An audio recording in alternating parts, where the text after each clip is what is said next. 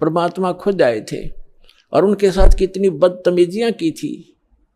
उस परमेश्वर कबीर जी ने किसी को बद्दुआ भी नहीं दी। ऐसे बदसलूकी थे, कभी बताया करेंगे, क्योंकि पहले तो आपको ये ज्ञान समझाते हैं, वेद पुराण गीता से आपको परिचित कराते हैं, ताकि फिर आपकी बुद्धि ये स्वीकार कर ले वह कि कबीर इज गॉड।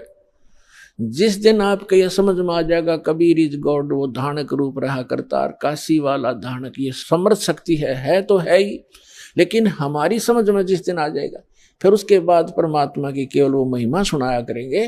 परमात्मा की अमर वाणी से आपकी आत्मा विभोर हो जाया करेगी, आंखों से आंसू पड़ा करेंगे। और उसके बावजूद इतना कुछ तंग किया मालिक को, उनकी कथा कभी सुनते हैं पढ़ते हैं तो आंखों से आंसू नहीं रुकते, कलेजा फटने को हो जाता है। और एक सबसे बड़ी बात ये देखिए, उनको परमात्मा ने किसी को बद्दुआ तक नहीं दी, नहीं तो वो समर्थ हैं, 1 सेकंड में पृथ्वी को नाश कर दें, दूसरी सेकंड में एज इट इज धर दें, ये इतने सक्षम है कबीर भगवान।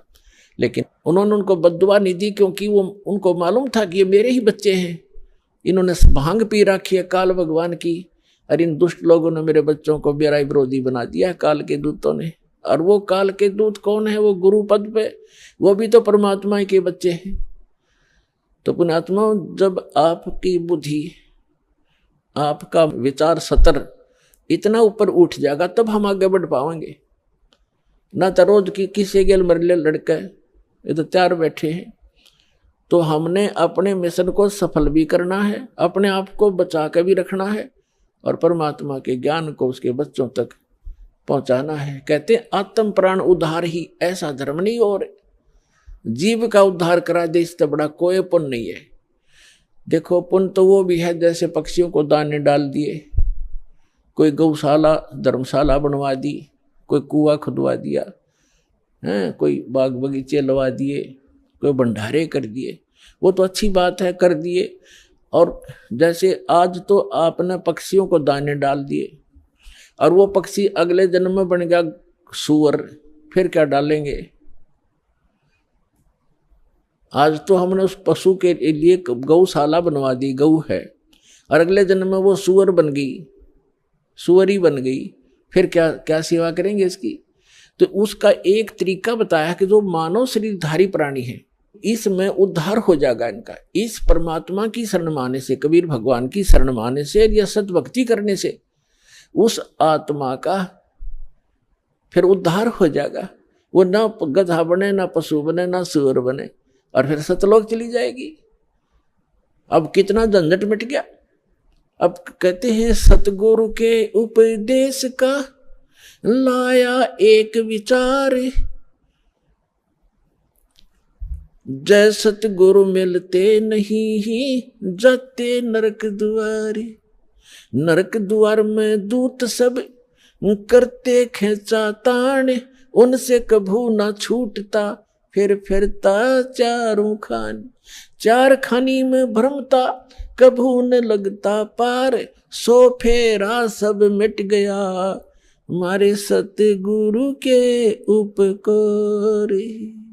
क्या बताना चाहते हैं कि एक जीव को, एक मानव शरीरधारी प्राणी को और परमात्मा की शरण में ला देने से, ये सतभक्ति प्राप्त करवा देने से उस लाने वाले को इतना पुण्य होगा जैसे करोड़ गौओं को कसाई से कटने से बचा कर और तराहगाह में छोड़ देने का होता है। इतना पुण्य उस मार्गदर्शक को होगा जो सतलोक आश्रम बरवाला का राह बता देगा, यहाँ का ज्ञान सुना देगा, उस जीव को यहाँ नाम दिला देगा।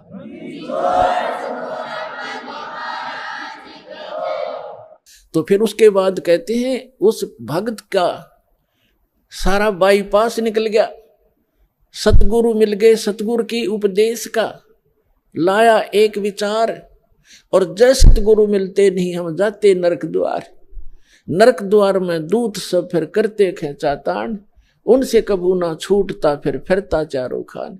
4 खानी में भ्रमता और कभू न लगता पार, और 100 फेरा सब मिट गया मेरे सतगुरु के उपकार। ओए अब ना वो पशु बने, ना पक्षी बने, और ना कोई और, नरक में जावे तो कितना बाईपास निकाल दिया परमात्मा की कृपा से, उस सच्चे नाम से वो कितना बाईपास निकल गया। तो इस प्रकार कहते हैं आत्म प्राण उधार ही,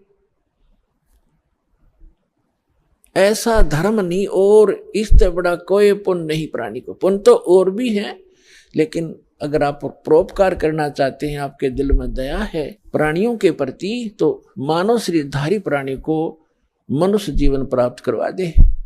बुरा वो भी नहीं है, जैसे एक पक्षी है, अपने घर पर दाने डाल दो, कुत्ता आता है रोटी डाल दो, अपने ही घर पर डालो, कहीं विशेष स्थानों पर मत भटको।